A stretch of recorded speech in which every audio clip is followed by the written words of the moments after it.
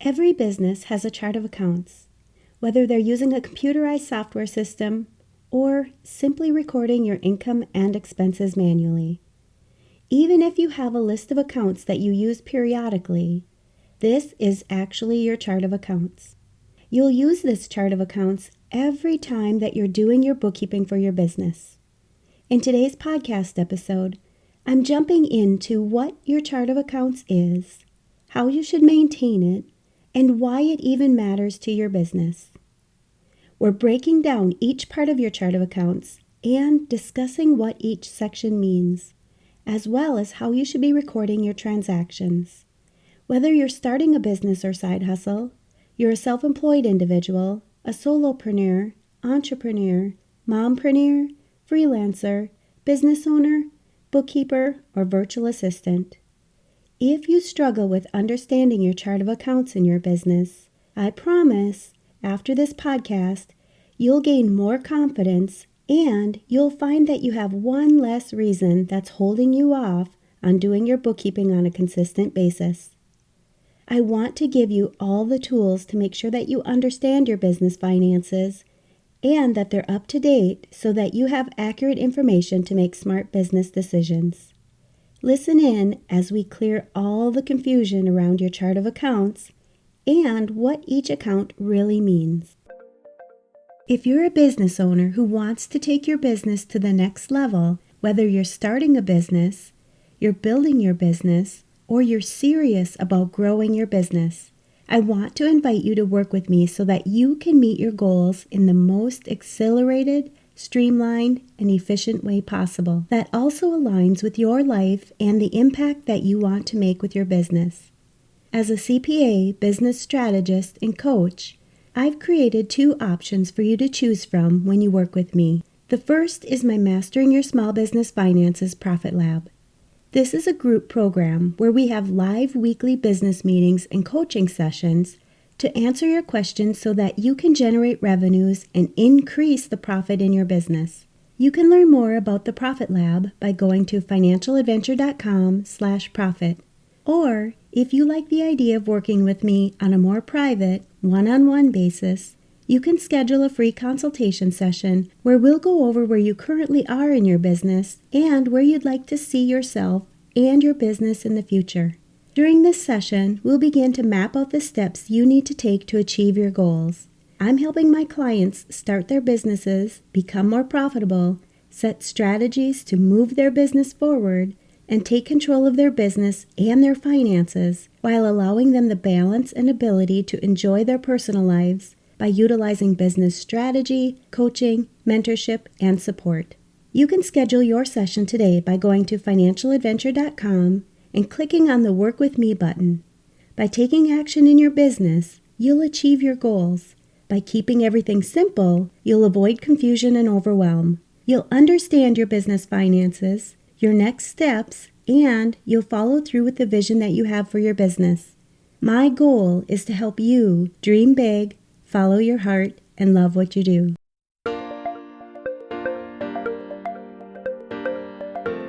You're listening to the Mastering Your Small Business Finances podcast, where we get straight to the point on topics that ultimately affect your bottom line. That's right, as an entrepreneur with a small business, money management, growth, marketing, they all affect your bottom line. I'm your host, Chris Ponick. I'm a certified public accountant, and I've been helping small business owners like you navigate and easily understand these complicated topics for over 25 years. I'm a wife, a mom, a grandmother, and a small business owner myself, so I know your time is valuable. In my free time, I make the best sugar cookies and have mastered an amazing chocolate chip cookie recipe. And that's not just my opinion. You're in the right place. I promise your time will be well spent here. Each week, you'll gain confidence and clarity while making a successful impact on your business and grow your bottom line. Get comfy, grab a cookie, and let's get straight to the point with this week's episode.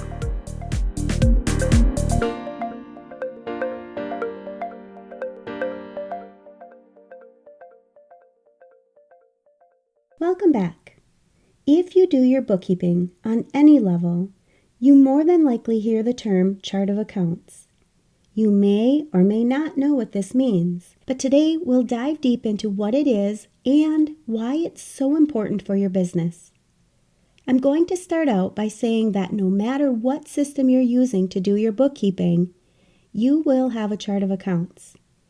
If you use an Excel spreadsheet, QuickBooks Desktop, or QuickBooks Online, Wave, or something similar, there will come a point in time when you need to decide how to allocate each transaction to a specific account. This is where your chart of accounts comes into action.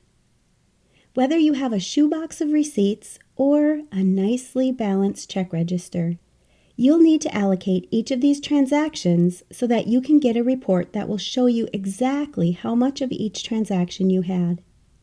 These transactions flow through to your balance sheet and your profit and loss statement or your income statement.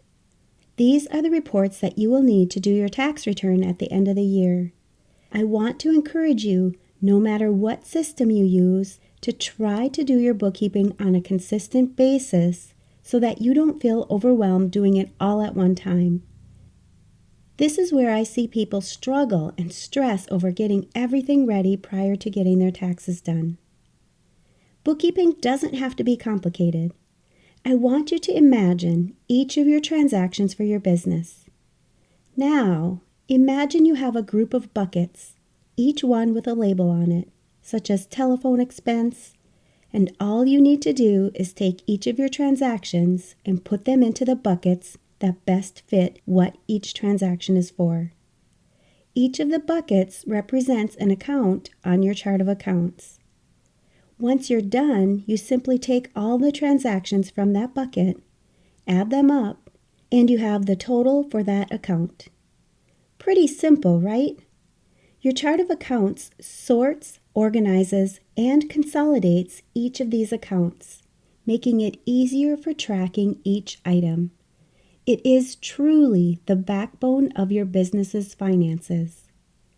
So why, when some people hear the term chart of accounts or general ledger accounts, their palms start to sweat, they get nervous, and they start to shut down? Well, maybe this is an extreme exaggeration, but in all reality, I believe it is realistically because they don't really understand what the chart of accounts does for a business. If you're using a computerized software system like QuickBooks Desktop or QuickBooks Online, you can easily go to your chart of accounts and get familiar with each of the accounts you have set up for your business.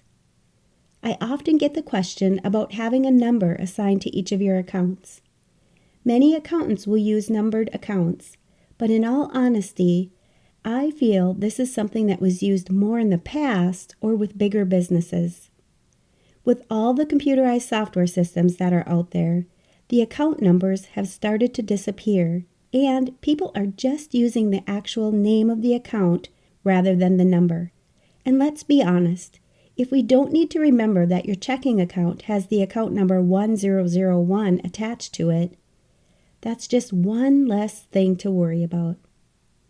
Make it simple for your business, and don't use account numbers if you don't have a specific need for them. So let's take a bird's eye view of your chart of accounts. When you look at your chart of accounts, you'll notice that it's broken down into sections.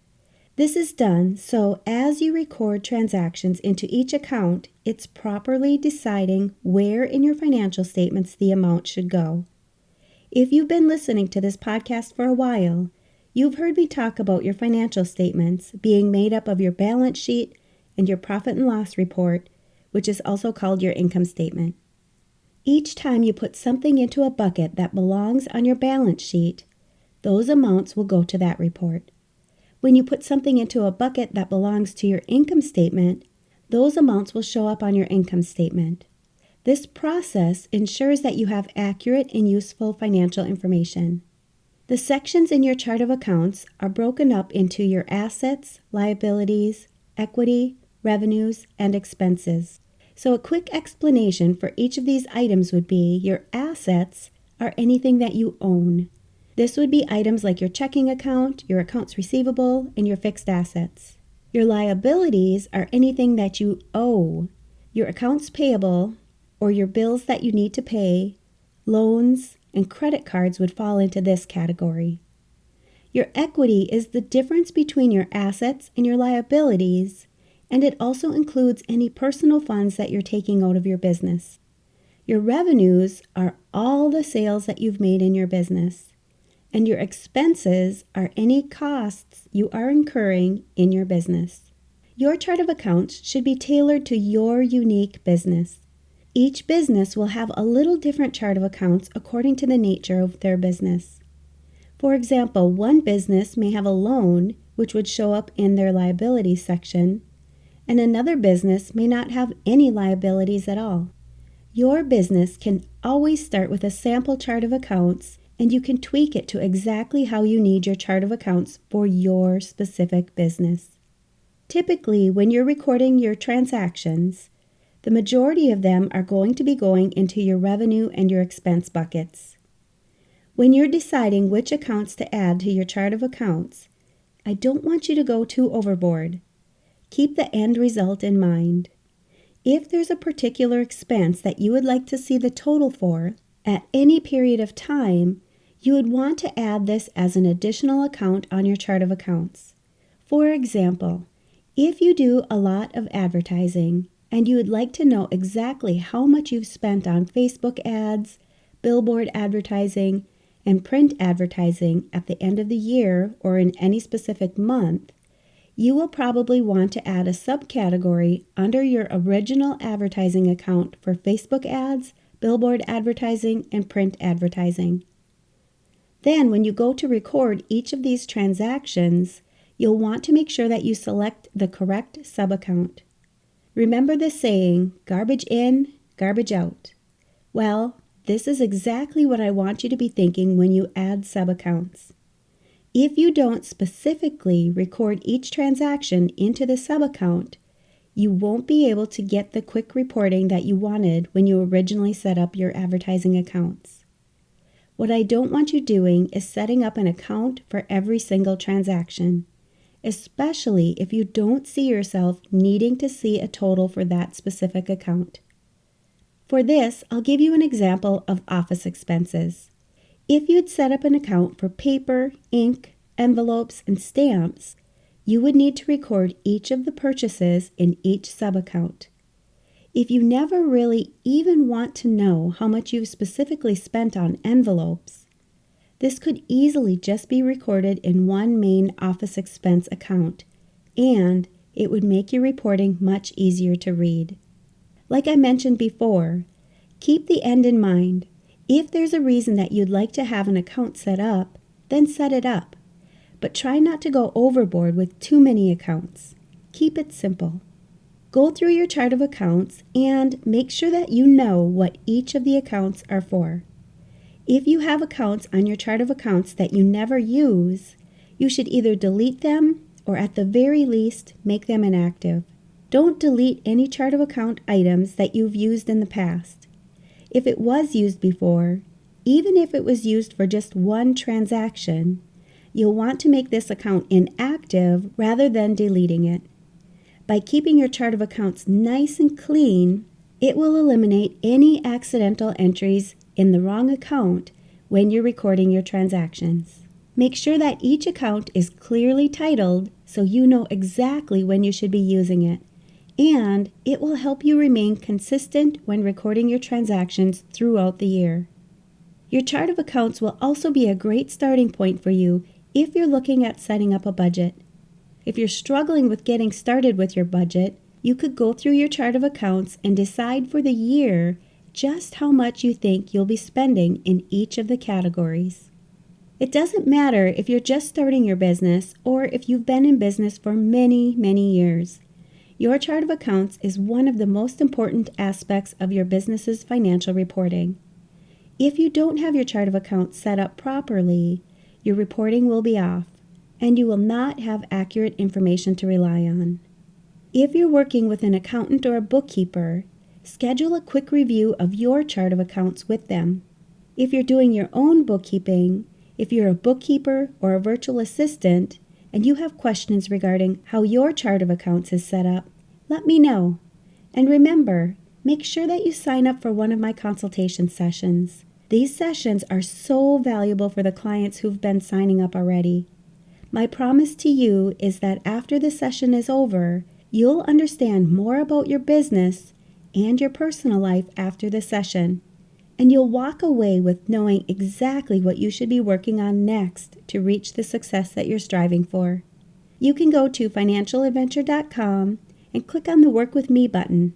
I'm looking forward to meeting with you soon and digging deeper to see where you currently are in your business and start creating actionable steps so that you can reach your vision and your goals for the future, not only in your business, but also in your personal life. I'm ready to work with you, see all of your successes, and watch you become a thriving business owner while creating your best work-life balance. I'll post links to this and other valuable resources for business owners and accountants where you're listening to this podcast. And you know I'm going to ask, what's at least one thing that you'll take away from this episode that will help your business succeed and grow your bottom line? If you need some accountability, join our private Facebook community and post your action item. We'd love to support you.